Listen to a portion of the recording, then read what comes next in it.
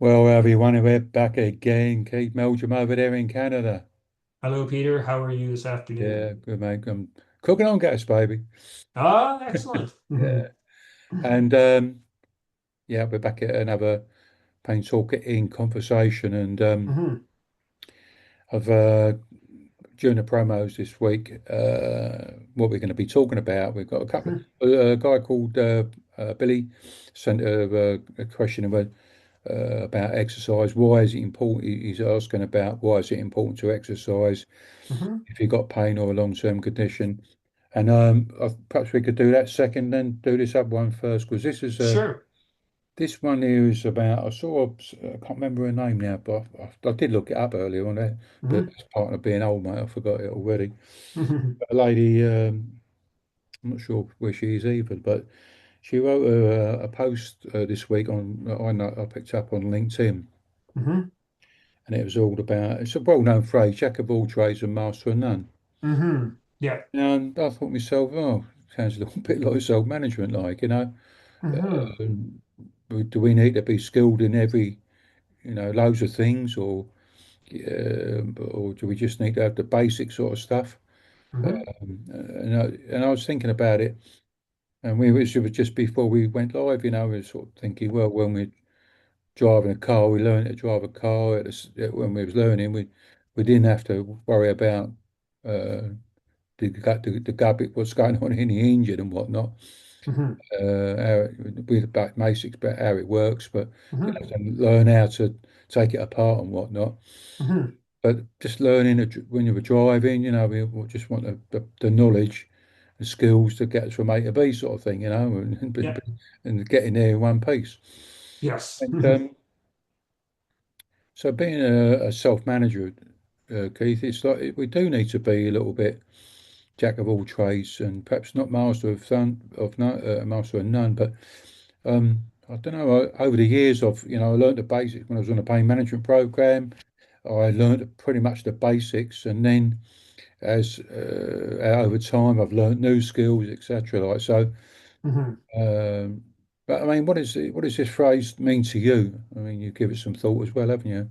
Yeah, no, it did. I had to sit with it for a bit because it kind of hooked in my brain, but I needed to just make the connection and then it did. So yeah, I agree with you. And sort of the car analogy is always a great one, right? And you touched on it. When we learn to drive a car, you need to understand the basics, right? You need to know that your car needs fuel, so you got to put Yeah, gas in it. You got to check the oil every now and then. But unless you're inclined, you don't need to know how to tear the top end of the engine off and replace, yeah, a head gasket and stuff like that. There are other people who can do that for you. So, but you need to understand how to drive that car, and I think that's really where this connection of jack of all trades and master of none. When you look at the various components of supported self-management, we need to understand and learn what those are. Not necessarily all the depth behind it, like how it affects you, physiologically and all that, unless you want to. But a lot of people don't. They just want to know, what can I do to help myself?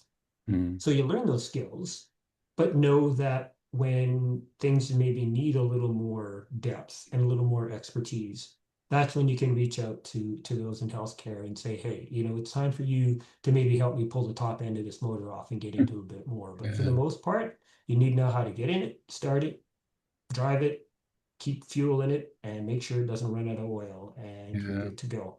Yeah. Yeah, I get that, and but we do need to, be multi-skilled. We don't. Hmm. What I Hmm. learned on the pain management program that I needed to learn it, how to exercise correctly, Yeah. to sleep, getting having Yeah. relaxation Oh, skills, yeah. pacing myself, what to Hmm. do if something goes wrong, like have a Yeah. setback plan, etc. Hmm.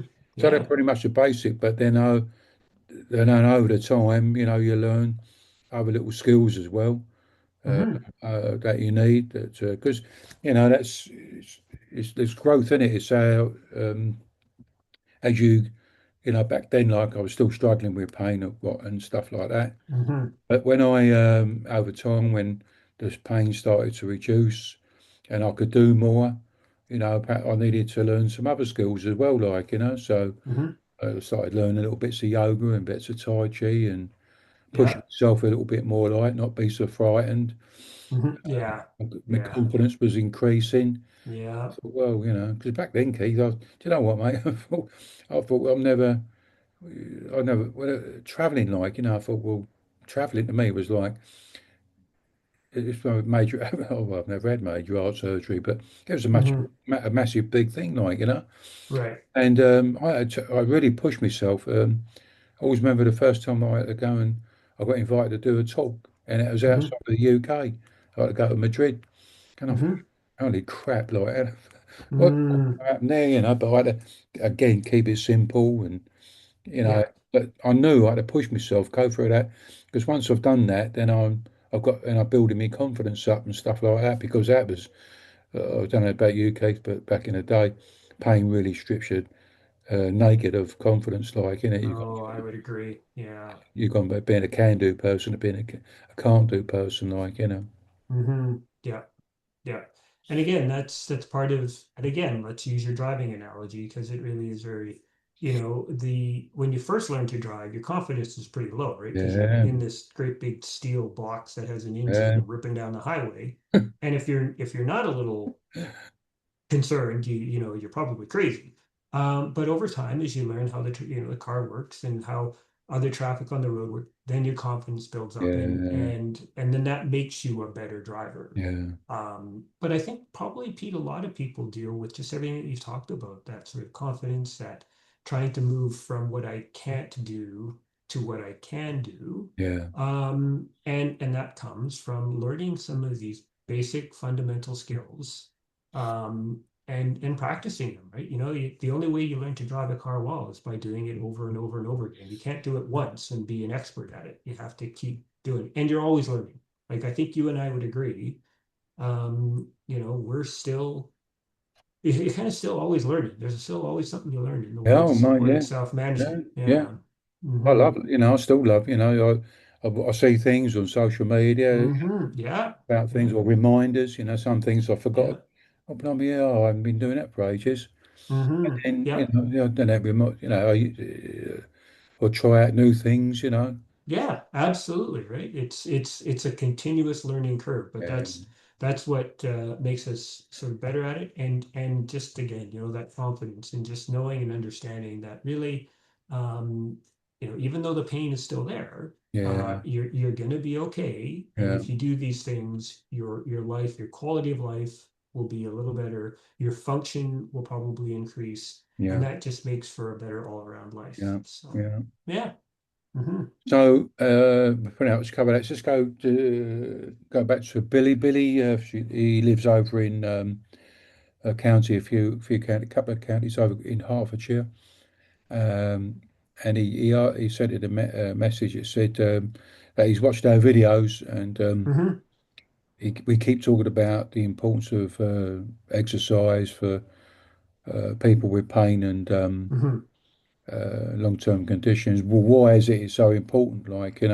Hmm. So, can I? You want to start us off? Well, why is exercise or meaningful movement, as it's now called as well?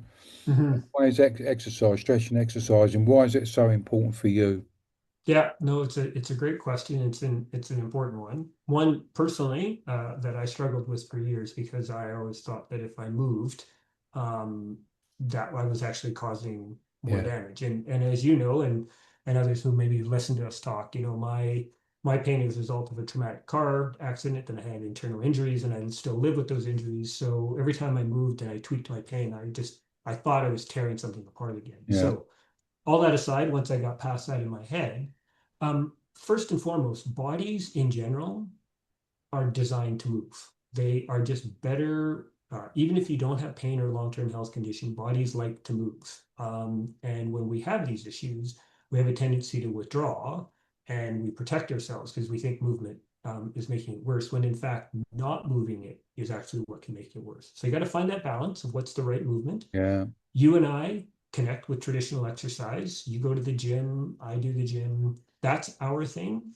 Meaningful movement is traditional exercise and things we've talked about a lot. It's walking, cycling, swimming, dancing, yoga, like it just whatever it takes to move your body in a way that you enjoy and connect with, but make sure you do it safely. Yeah. Don't go all in, don't jump in the deep end of the pool. Uh, And I think there's a couple of reasons why it's important.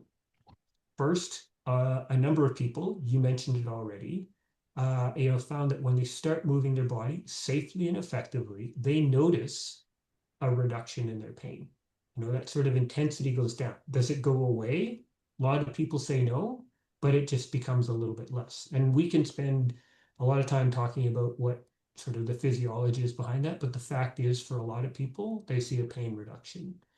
For me, bit of a not a controversial thing, but for me, the movement and exercise doesn't necessarily reduce my pain intensity. It's kind of still the same, but emotionally and psychologically, I yeah. feel a lot better because I'm moving, I'm taking control of my life. I get a lot of good feelings when I do move my body, and that has a positive effect. Yeah. So it can affect you physically by actual reduction in pain intensity, and or it increases sort of your emotional well-being because you've taken back some control that you've given Yeah. over your pain and said, no, no, no, you're not robbing me of this. I'm going to move the way I like, and I'm going to do what I can. Yeah. Well, thanks, Keith. For me, Billy, I was a bit of a thickie, I suppose. But back in the day, I always thought exercise equaled harm, because Yes. when I did start to, I remember I was given exercises to do from a physiotherapist. I just couldn't Hmm. get my head around. What do you mean Yeah. exercise is going to decrease pain? How the hell is that going to do that? I Hmm. thought, well, Yeah. pain is something that you need to do something to it to get rid of Hmm. it. Hmm. And I Yeah. thought, Right. how does heck, how comes exercise is going to reduce that? And I was, I don't know, I just didn't get it. Hmm. So I Yeah. thought, to me, exercise, and when I did start to do exercises, it hurt like, sorry, Billy, yeah, it hurt like Billy O. And, um, and, uh, and I thought, so, yeah, I must be doing more damage here, like, this ain't right. Hmm. Yeah. So, anyway, but I found out the less I did, the more the pain intensity increased. So, Yeah. Yeah. but again, when I went on a pain management program, they were promoting exercise, the importance of stretching, exercising, and that was it. Would they told you, guarantee me that my pain would reduce. Still a little bit skeptic, but I still did it anyway. I Hmm. thought, well, because I'm in a pain management program, and I was like the last chance saloon. Where do I go from here? Hmm. It just don't work. So when I Yeah. started doing them on a regular basis, yeah, they were right. Pain started to decrease, Hmm. and the exercises they gave me then, um I had to find new ones because they were too easy in the end. Hmm. Yeah. Yeah, so I had to learn to find out, get some new ones, Yeah. etc. Hmm. So the other thing, I think what you touched on here, Keith, about the keep doing regular exercising is it's good for the mind, and Hmm. Absolutely. when I finish I do me yoga in the morning, then I go down the gym and stuff like that. I always feel good afterwards, Yeah. I'm in a good space. Yeah. But for me, Keith, and I'm not sure because I know you live with another long-term condition, Hmm. mitochondria disease. Hmm. I learned a few years ago, I live with prostate cancer, Billy, Hmm. and I only learned it, I'm guessing about a year or two ago. I've been 10 years in since being diagnosed. Hmm. The exercise actually keeps my cancer symptoms at bay. Hmm. And I didn't Yeah. know that. I wasn't, I just, I should have done some more research or something like that. But because, and I think, and I probably, because I was doing stretching exercising for my pain, um, I didn't know, realise it was probably helping me with cancer. And apparently, Right. Yeah. cancer's looking for somewhere to have a, to do a Hmm. bit of scouting and looking for other bits of my body to cling on. Right. Hmm. So I've got cancers in a part bone and whatnot. So when I learned that, I went, well, I need to step it up. So and I like living, like Yeah. Yes, it's better than I the like alternative. riding my bike, Yeah. my motorcycle. And Hmm. so for me, exercise is super important because Hmm. it's stopping the cancer, wanting to have a little another finding some place to hang on Yeah. to, like. Yeah. I mean, does that work with your um, uh, mitochondria disease, Keith? Does it stop your symptoms, or just keeps them at bay? Is it? How does it work for you? Yeah, little bit different. But again, there's positives to it. The one thing they say for people who have mitochondrial diseases is if you can, exercise, move your body, because it's an energy robbing disease. So Yeah, that's yeah, sometimes easier said than done, but I'm still able to. And what it does is it just creates a healthy environment for my body. So I yeah, have this weird disease where certain sort of very small parts of my body DNA are missing.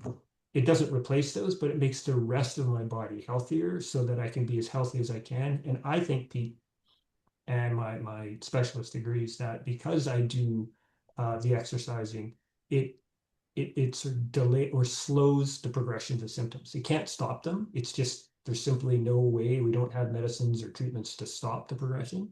But I do believe that it slows it down so that I'm going to stay as healthy as I can as long as I can. yeah. So it has many benefits. And there's Um, one other thing that I want to mention when it comes to pain, and this is again for me personally, and I think others.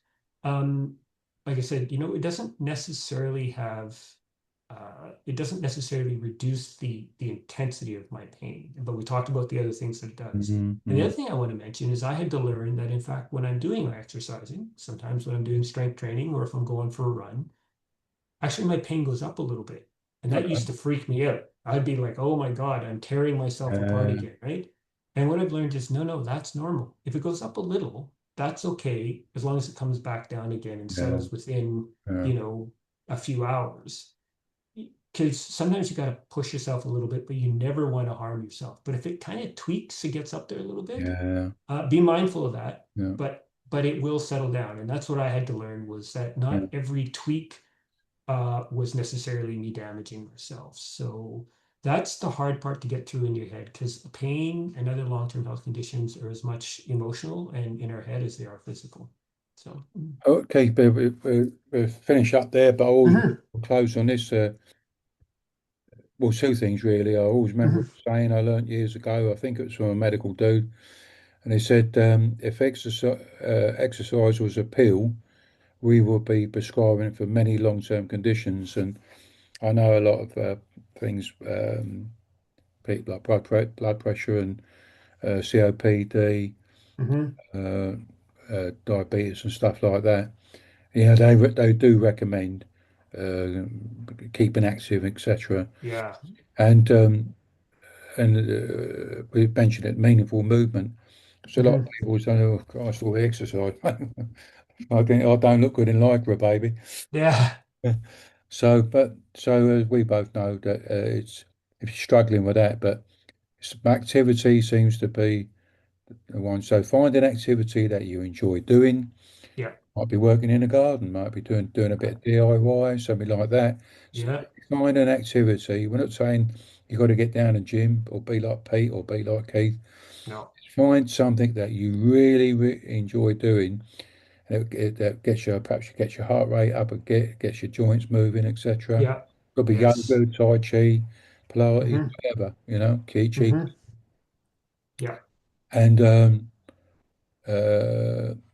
but if you enjoy doing it, then keep that. If you enjoy doing it, you're more likely to keep it up. And Absolutely. and for me, I don't know about you, Keith, but exercise it's become a habit now. So I don't Yes. have to think. It's like brushing your teeth. You don't think to yourself, "Oh, I'll leave a post-it note for myself. I've got to brush my teeth later on." You Yeah. know, we we associate going to bed or brushing your teeth first, or getting up in the morning, have your breakfast, have to brush your teeth, and Yeah. it's a little bit like that with for me now, it's become just a routine. And Yes. to not do any exercise, it feels really weird, like. it's a little bit Yes. going out without my trousers on or something, Yeah. or That not is without my weird. shoes on or something, you know. Yeah, yeah. So I agree. I find there are days when, for some reason I just can't get into the gym or go for my run. I'm like, I just like I really, you feel that you're missing it. And that takes time, right? Like that is you don't go from nothing to that overnight. It's slow yeah, progression. Take it easy. But you said it so beautifully, Pete, as find a thing that you enjoy doing because that's what you'd stick with. But just mm, find a way to move your body safely and effectively. Don't never harm yourself. Just don't, like you say, don't jump into something that isn't something that's really yeah. good for you. Just find what you enjoy and do that, but do it safely and effectively. Make it fun, you know. Make it fun. If you're having your fun, baby, you're going to keep on enjoying it and keep on doing it. Absolutely. Yeah. Yep. So great advice. Mhm. Okie dokie. So thanks, Billy, and let's try and remember that lady. Well, Yeah, anyway, it check it was a out great again. quote, but it was a good one to get Yeah. us talking. So yeah. Yeah. Anyway, well, thanks very much, lady. I'm not sure. I think she might come from overseas. I'm not sure. But anyway, Okay. we'll see you next week, guys. So, got any questions for us? Don't hesitate to just drop us a message via the website Hmm. www.painttoolkit/contact or whatever message platform that's on social media. Drop us a Hmm. question, hard questions, soft questions, hey, the easy questions. We don't care. Yeah. We'll have a Yeah. go. Yeah. Tell us you think we're crazy. We always like to hear different opinions as well. We're open to everything. There So you go. Anyway, yeah. take care, everyone. Look All after right. yourselves. Thanks, everyone. Next week. Take care. All Ciao. right. Take care.